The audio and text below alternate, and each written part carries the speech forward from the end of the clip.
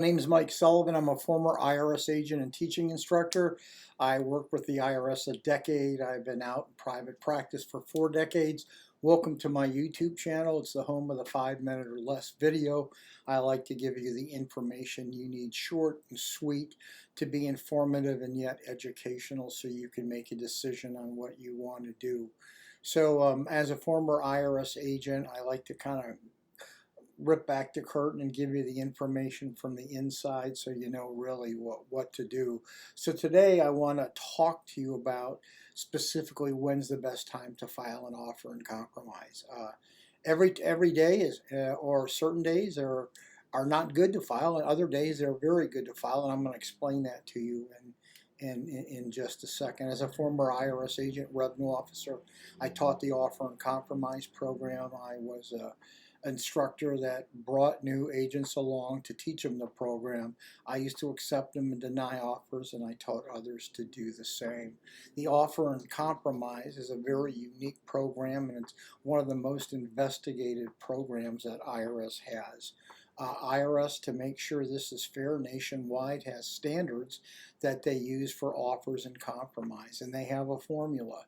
The formula is very specific. I just want to tell you, you cannot make an offer unless you offer the total liquidity in all your assets. If you have $100,000 in total assets and you only have a $50,000 debt, IRS isn't going to accept your offer because you got more equity than you do owe tax. Now they'll discount a home 20%.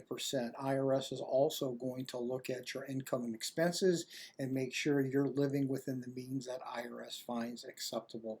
So when is the best time to file an offer and compromise? You cannot make that decision really by yourself. It all depends on your current financial statement and when a consultant tells you this is the time. As a former IRS agent, I'm giving a lot of financial statements to look at, and what the problem is, many times you have to change your financial statement, alter the financial statement. You may have to add expenses or do something with your income to get the offer through. Unless your financial statement is in perfect order, listen to me, perfect order, do not file the offer and compromise. I get so many people that call here that were ripped off. I've looked at their financial statements from they sent other firms. They had no business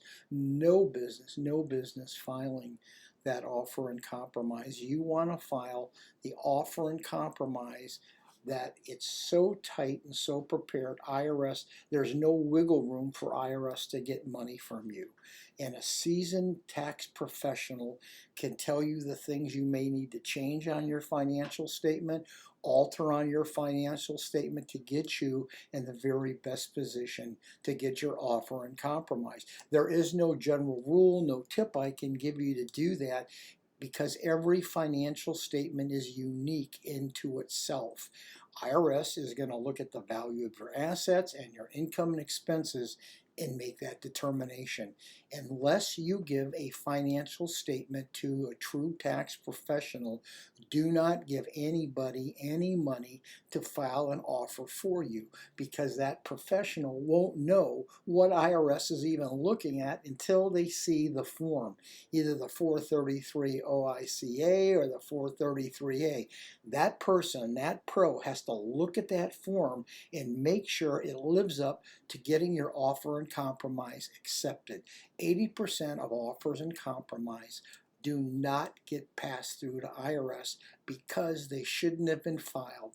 People have paid fees, they've been ripped off. As a former IRS agent, do not fall in that trap. If you are going to go ahead and hire someone, make sure they've looked at your current financial statement and said, yes, this is a doable offer.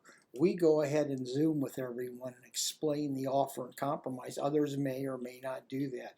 Anyway, if you need consultation or you need to ask for a review, let me know. But remember, do not give your money to anybody at all, until they've looked at your financial statement, because that's what IRS is looking at. Also, make sure your tax returns are filed and you're current on your estimate or withholding. If not, IRS is going to reject it. So there is a perfect time to file an offer. By the way, if If you could give me a subscription, that's great. It's not that it pumps me up, but YouTube thinks that's important. The more subscriptions I get, the more they put me up. By the way, if you'd leave me a comment or a like, that's great. Comments, I'd like to do YouTubes on your comments. So if you want to leave me a comment and say, Michael, here's a good YouTube subject, I'm happy to do that. Thank you very much for listening.